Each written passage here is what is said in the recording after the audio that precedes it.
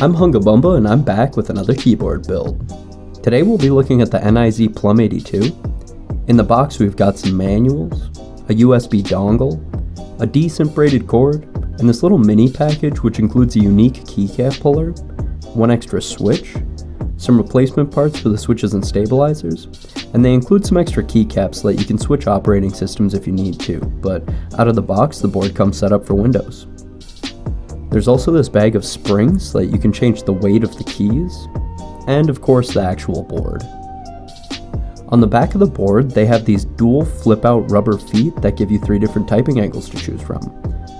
You also have 3 options for where you want the cord to come out of the board if you have it plugged in, but this is a wireless keyboard so you only need the cord when you're charging it. One complaint that I do have is that there's no slot anywhere on the board for the USB dongle, so you just have to keep track of it. The Plum 82 is an electrocapacitive keyboard. We'll dive into the details of what that means in a second, but what you should know is that this board feels and sounds very different from a mechanical board. Let's get a stock sound test quick so you can see what I mean.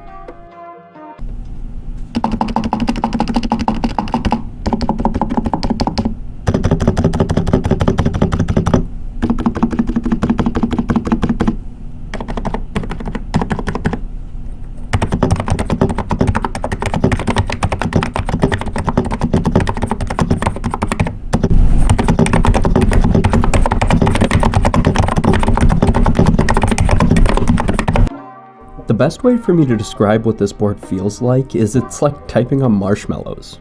The switches are super soft and pillowy. It's a really unique typing experience, but let's get this thing opened up so we can mod it.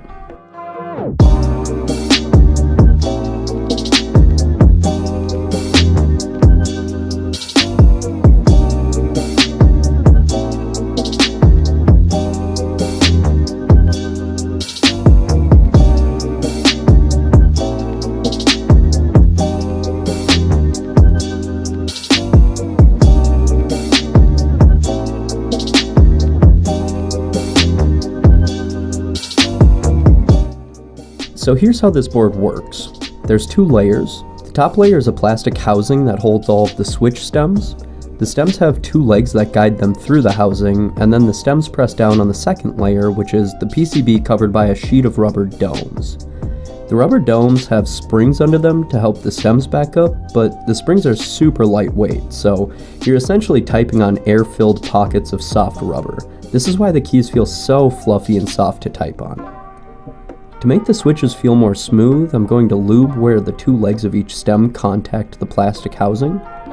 I'm also throwing some electrical tape on the stabilizers to reduce that crazy rattling. The stabilizers are pretty bad, so they're going to take some work. For a filler, I'm going to be using this super dense noise suppression foam made for automobiles. I'll have a link for this stuff down in the description as well as everything else I used in this video, but let's get this thing put back together.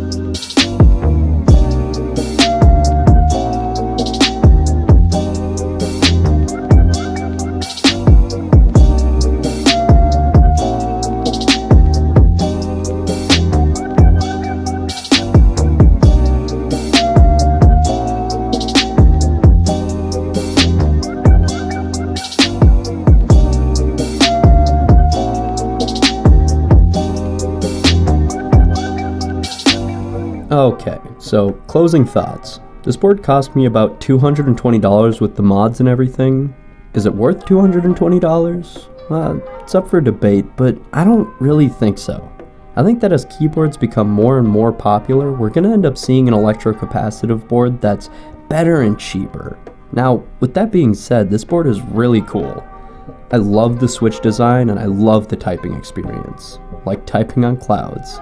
Here's what I got it to sound like.